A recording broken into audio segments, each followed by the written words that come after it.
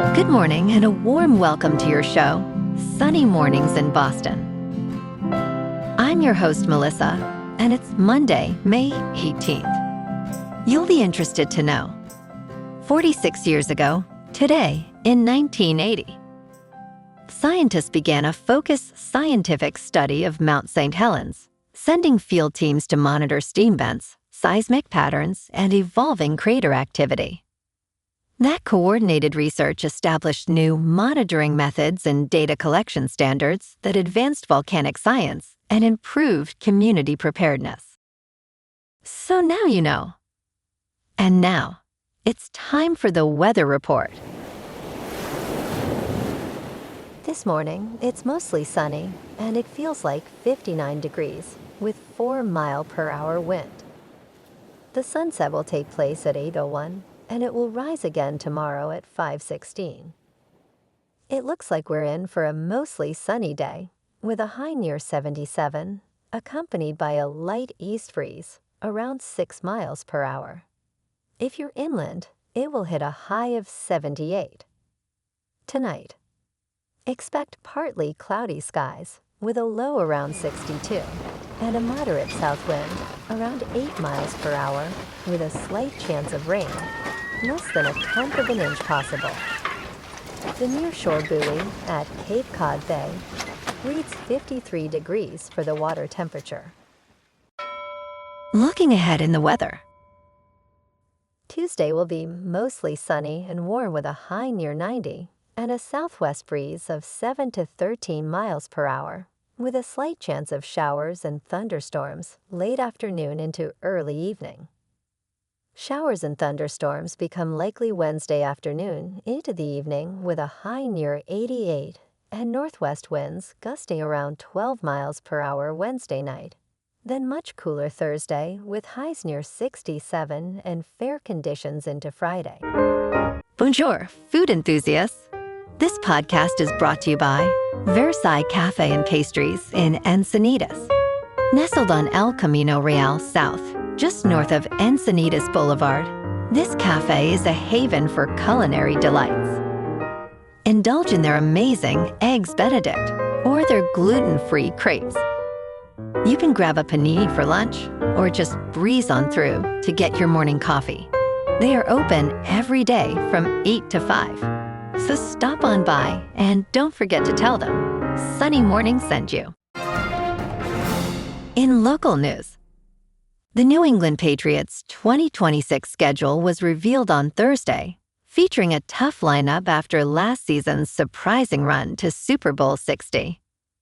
This year, the team will play both in Germany and on the West Coast, facing 8 playoff teams from 2025, including Seattle and Buffalo. With several primetime matchups, fans can expect thrilling games this fall. One highlight will be the season opener against the Seahawks, a rematch of Super Bowl LX, where New England aims to bounce back from a previous loss. As the excitement builds, Boston fans are ready for a memorable season ahead.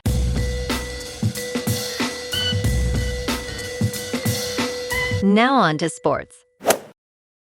Donovan Mitchell called advancing to the conference finals for the first time in his extensive postseason career a breath of fresh air after his Cleveland Cavaliers dominated the top seed Detroit Pistons 125-94 in Game 7 on Sunday night.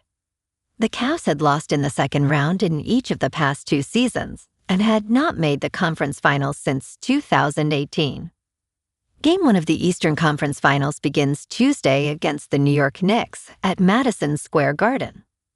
The 31-point victory for Cleveland was the third largest of all time by a road team in a Game 7. Mitchell noted they would not be able to exhale for long, saying, "We can only breathe for about 12 hours." In local sports, the Red Sox are in Kansas City tonight, taking on the Royals at 7:40. Sonny Gray gets the ball against Seth Lugo in a matchup Boston needs badly.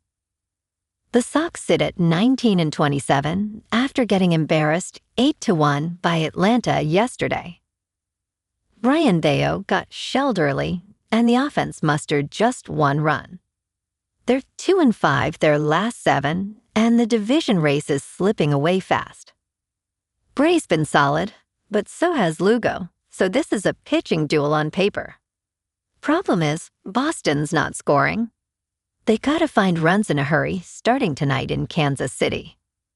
The good news: there's hope brewing in the rotation beyond Gray.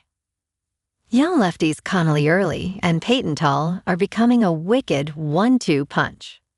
Early's 3-2 with a 3.21 ERA and 45 strikeouts in 47 innings.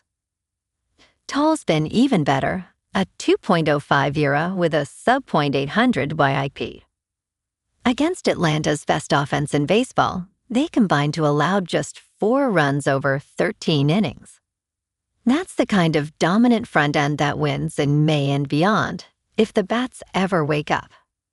Meanwhile, the Celtics brought back a legend. Isaiah Thomas is joining the franchise as a pro and college scout based in Seattle. The former All-Star starred here from 2015 to 2017 before a hip injury derailed his career. He's already working the combine in Chicago, scouting for Brad Stevens' front office. It's a homecoming for one of the best draft steals the organization's ever made. In top news, as college costs climb and skepticism about higher education grows, many Americans question whether a bachelor's degree is still worth the price. A new analysis of Texas public college students shows that long-term, they generally earn far more than those who never attended college, even in liberal arts. On average, college entrants out-earned high school graduates by almost $87,000 over that 15-year period, even after accounting for college costs. Engineering and architecture majors enjoyed the highest returns, while liberal arts majors outperformed their peers without bachelor's degrees by about $35,000. The study indicates that pursuing a bachelor's degree is likely a wise investment. In business news, one of the market's hottest stock themes is buying everything artificial intelligence cannot replace. As investors worry about the companies that artificial intelligence will wipe out, they are rotating into those that artificial intelligence will have a harder time disrupting.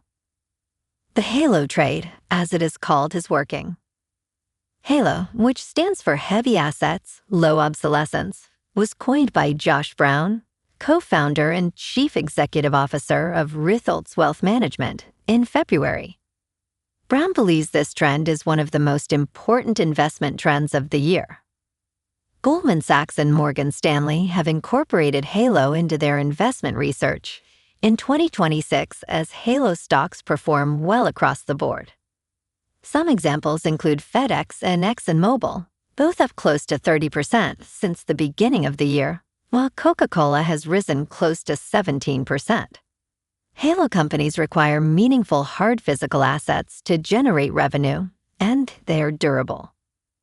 The Roundhill HALO Exchange Traded Fund launched on Thursday and tracks an index screening the largest listed United States companies focused on physical assets and infrastructure artificial intelligence cannot replace.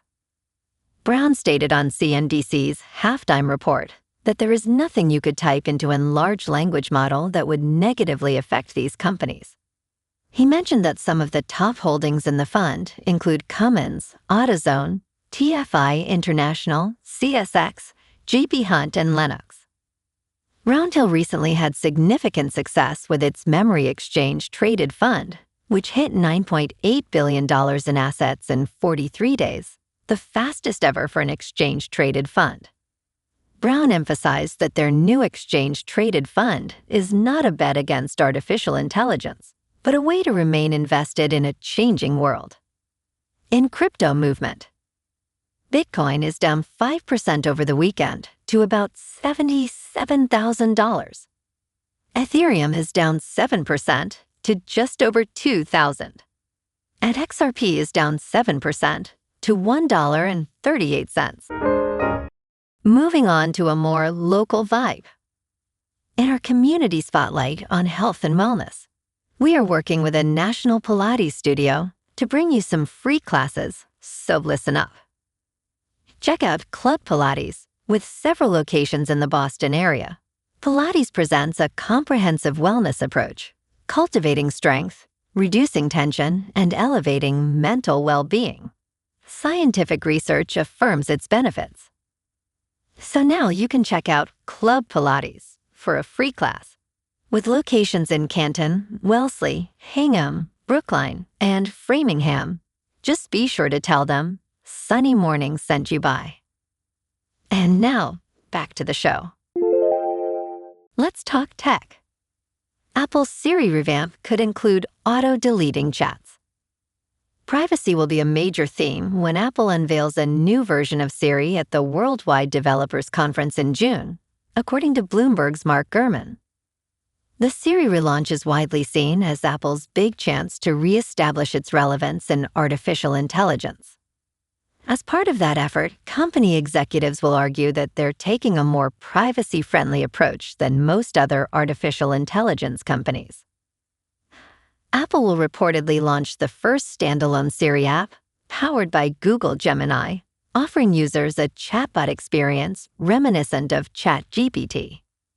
Siri could include a feature allowing users to automatically delete conversations after 30 days or 1 year.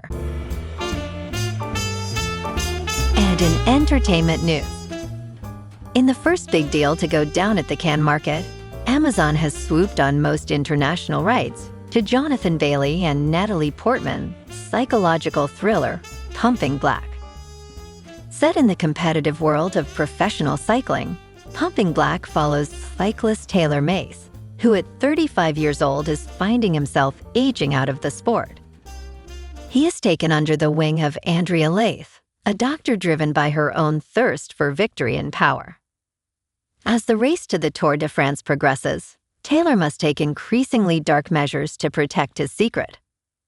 This streaming deal is landing in the early 20s, making it one of the biggest deals at the market.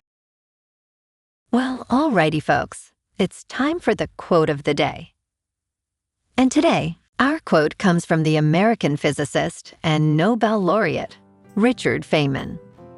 And he said, "The first principle is that you must not fool yourself, and you are the easiest person to fool." And that's a wrap for this morning. You can check out our Instagram, YouTube, and TikTok for some captivating aerial videos with local news and the weather reports. Have an amazing day, my good friends. We'll see you tomorrow with another episode of Sunny Mornings in Boston.